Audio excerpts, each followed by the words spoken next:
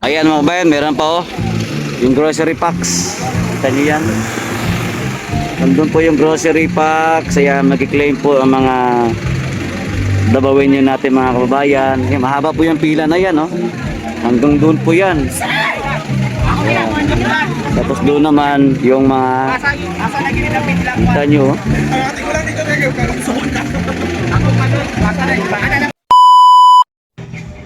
Sabi nila mga kababayan, itong mga makakaliwang grupo, kurakot daw yung mga Duterte. Grabe daw yung korupsyon, bilyon-bilyon daw yung mga ninakaw, at yung paninira nila kay VP Sara Duterte na itong impeachment complaint na sinasabi nila na panglulustay ng pera. Pero bakit mahal na mahal ng mga dabawin nyo ang mga Duterte? Kita nyo yan, grabe. Sobra-sobra po ang food packs na pinamimigay po dito sa Davao, sa pangunguna po ng ating Vice President Sara Duterte. O ganyan po ang Davao mamigay sa mga kababayang dabawin nyo. Kita nyo yan mga kababayan natin, tingnan nyo. Di ba? Ang dami po niya, tradisyon na po ito sa mga Duterte ang mamigay talaga ng mga food packs, yung Pasko Fiesta. Ganun po ang mga Duterte. Pero yung iba diyan puro lang pang paninira. Kita nyo? Ilang food packs yun? 1, 2, 3. Ang dami. Sobra-sobra na po yan, Sa totoo lang doon, hindi pa naubos. Ganun dami ng pinamahagi ng mga Duterte, dito sa Davao City. Taon-taon po yan. Mula pa nun kay Tatay Digong, kay Vice President Sara, nung naging mayor siya, hanggang ngayon kay Mayor Baste. Talagang taon-taon po talaga yan. Ayan, kita nyo. Diba? Bilangin nyo, 1, 2, 3, 4, 5, 6, 7, 8. Sobrang dami po. Puno po yan ang food packs, hindi po naubos dito sa Pasko Fiestang pinamimigay ng mga Duterte sa Davao. Ulitin ko, tradisyon na po ito. Taon-taon po ay talagang namimigay ang mga Duterte. Baga binabalik lang nila yung pera na mga, alam mo yung taxes ng taong bayan sa Davao. Talagang binabalik po yan ng mga Duterte. Ganun po mamahala ang mga Duterte. Kaya yung mga nagsasabi dyan na corrupt ang mga Duterte, sabi ni Trillanes, pag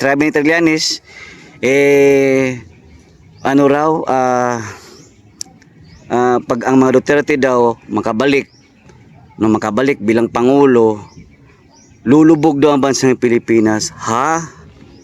Sigurado ka, Trillanes? Sa bagay, wala na kasi magawa yan.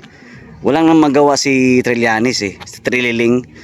Parang asong ululong yun, bawo-bawo, parang na lang siyang putak ng putak, Kahit alam niyang mali na yung sinasabi niya, sige pa din. Wala na kasi magawa, kapit sa patalim na yung si Trililing. Frustrated na kasi yan. Di ba?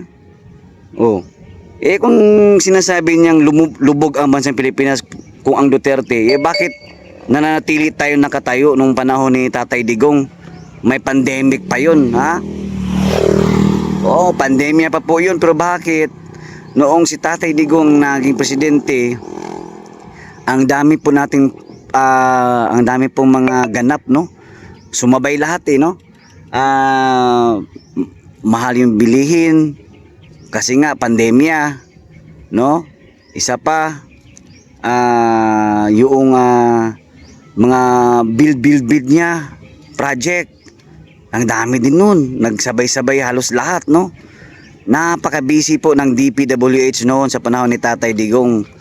Grabe yung DPWH, kaliwat ka ng trabaho po, Doon mo makita talaga na very transparent sila. Pinapakita nila yung trabaho ng gabinete ni Pangulong Duterte noon. Ngayon, kita mo ano nangyayari sa DPWH? Ang DPWH ngayon busy sa hatian ng pera, yung mga budget insertions. paaralan nga hindi pa nagawa, di ba? Hindi biro mo 'yun, sa isang taon 22 lang ka paaralan yung mga napagawa nila o naipatayo nila. Oh. Tapos ilan po yung mga budget insertions diyan? Ha? Kita niyo yung mga budget insertions, tapos ngayon may mga balita na ano, grabe ngayon ang mga balita ngayon na kagaya niyan kay Jose Cabral, kay Manny Bunuan, wala na talaga, no? Wala na talagang patutunguhan ng DPWH, talagang isa sila sa napakalaking budget taon-taon. Ngayon talagang nakita natin yung talagang talamak, no, sa korupsyon ngayon. Pero ang lagi nilang sinasabi, ang mga Duterte daw yung korap. Oh, di ba? Saan yung basis ninyo? Saan yung ebidensya ninyo? Hindi hubag ngayon lang ito nagsilabasan, no? Ito mga budget insertions, anomalya sa flood control, di ba? Oh, sino ba kasi nagsasabing walang kickback ang mga politiko? Meron talaga 'yan. Ha? Kasi kung wala, hindi talaga yan sa tatakbo bilang politiko. Pero ang atin dito, dapat hindi yung yung lantaran na ba. Kumbaga, kinuha niya lang yung budget, yung pera, pero wala na talaga kayong pinagawang proyekto. Ha? Sukdulan na yan sa grabe. No? Talagang sumobra na yan. Oo, dapat kung may budget, 'di ba?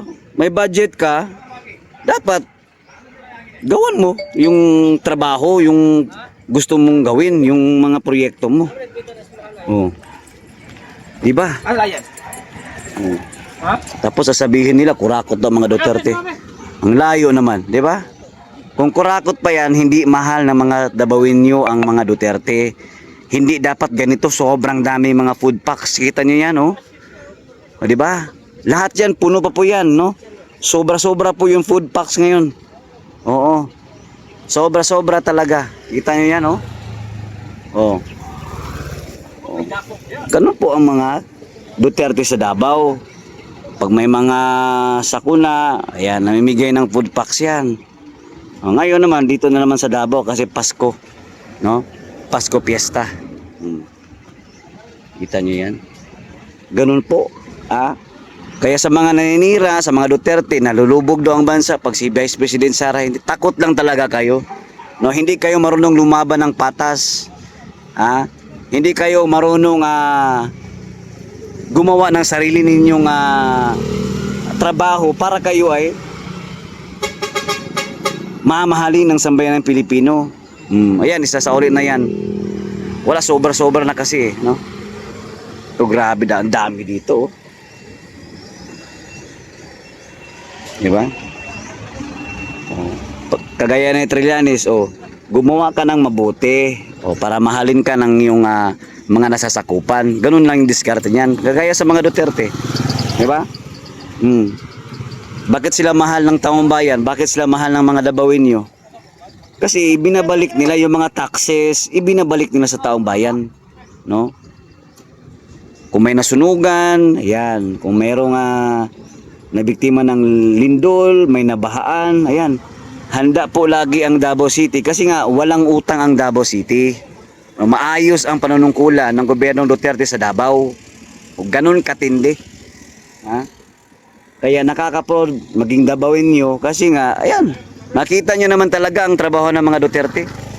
No? Hindi po ninyo na pwedeng ismulin lang kasi minahal ang mga Duterte dahil sa kanilang kawang gawa. Dahil sa kanilang kabutihan, no? Yan. Diba? Dito tayo nga sa Pasko Fiesta. Diretso-diretso tayo ulit. Sa ating mga ayan, no? Ganito po, no? Mga idol na ako. Merry Christmas, boss! Merry Christmas. Happy New Year! Asa naman ka? Ayan, yan. Cameraman po ng GMA.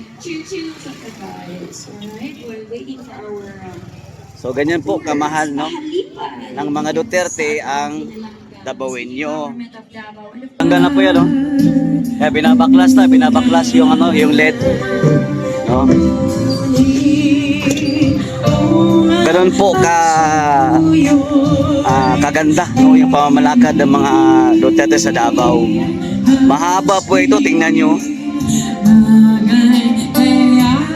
Mahaba po yan. Dabawenyo, oh. Diba?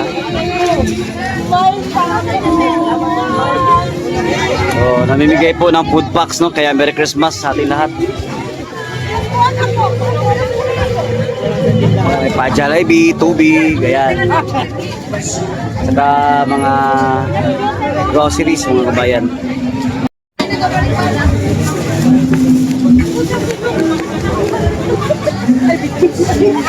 So, ayan ang kabayan, no? Ganyan po ang mga Duterte sa Davao. Ayan, binabalik lang nila. Merry Christmas po sa lahat. Yo, grabe! Ayan, kita nyo mga kabayan, no? Namigay po ng food packs. Ayan, no? Food station. Diba? Ayan, may tubig, no? May Jollibee, syempre. Diba? Oo. Grabe ang Pasko Fiesta diri sa may Davao City, mga kabayan natin, no? Patapos na po, pero humabol pa itong mga nag-claim po ng kanilang mga food packs, mga grocery item dito po. Pero kung gusto ka mag-lunch, dito muna, no, sa food station. Ayan, no? Kita mo, ganun po kamahal ng mga Duterte ang mga Dabawenyo, ha. Talagang araw talaga ng pagbibigayan, pagmamahalan. Yan po. Ayan po ang madalas ginagawa po ng mga Duterte sa Davao. Yan. Food station, lunchtime, yan, dito yan. Yung mga food packs, grocery, ayan. Kita niyo yan, no? Punong-puno yan ng grocery. Ayan, no? Kaya happy ang Dabawenyo. Talagang napakagaling na mga Duterte. Ayan mga bayan, meron pa, oh, yung grocery packs. Kita niyo yan. Nandun po yung grocery packs. Kaya mag-claim po ang mga Dabawenyo natin, mga kababayan. Ayan, mahaba po yung pila na yan, no? Hanggang doon po yan. Ayan. Tapos doon naman yung mga kita nyo.